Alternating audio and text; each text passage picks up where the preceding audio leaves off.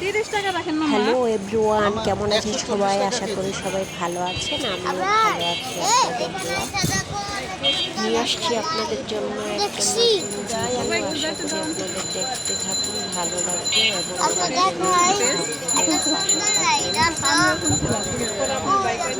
বাজার থেকে কী কী সবজি নিয়ে আসলাম এবং করলাম দেখাবো।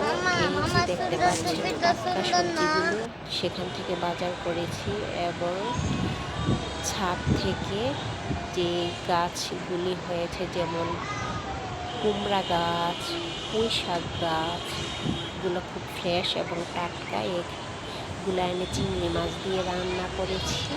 আপনাদের সাথে অন্য একটা ভিডিওতে শেয়ার করব। এই যে দেখতে পাচ্ছেন এগুলো হাতে লাগানো এবং খুব যত্ন করে এগুলো বড় করছি।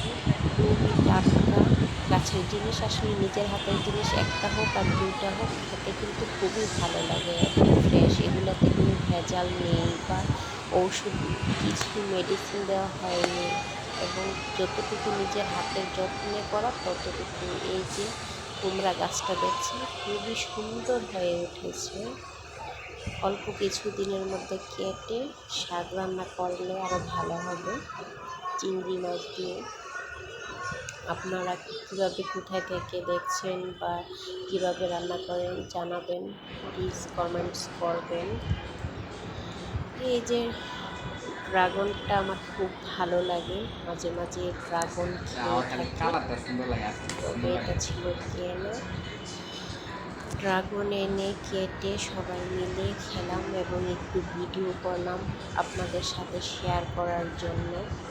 আমার আবার মাঝে মাঝে এগুলো ভিডিও করে ছবি তুলে রাখতে ভালো লাগে ব্লগ বানানোর জন্য, এটাই আমি করে থাকি।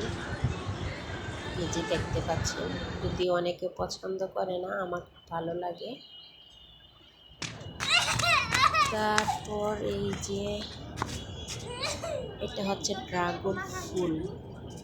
ড্রাগন ফুল যদি কেউ না দেখে থাকেন, এখানে রিয়েল দেখতে পাচ্ছেন যেটা, সেটা হচ্ছে আমাদের ছাদে একদম একটি গাছে 3টি ফ্লাওয়ার হয়েছে। খুবই সুন্দর বড় বড় ফ্লাওয়ার, দেখতে খুবই ভালো লাগে।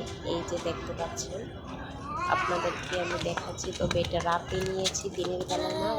দিনের বেলা হলে ওটা আরও দিনের বেলা দেখানোর জন্য সরাসরি চেষ্টা করবেন। একটু বাগানের ছবি নিয়ে নিলাম আপনাদের সাথে শেয়ার করার জন্য। দেখতে পাচ্ছি যে বাগানটা অনেক বাতাস, রাস্তা দিয়ে হাঁটা যায় এবং অনেক গাছপালা হয়েছে, খুবই ভালো লাগে আমার। পরবর্তীতে সেই ভাবনি যখন আমি ঘুরতে যাব, কিছু ভিডিও আপনাদের সাথে শেয়ার করব। আল্লাহ হাফেজ।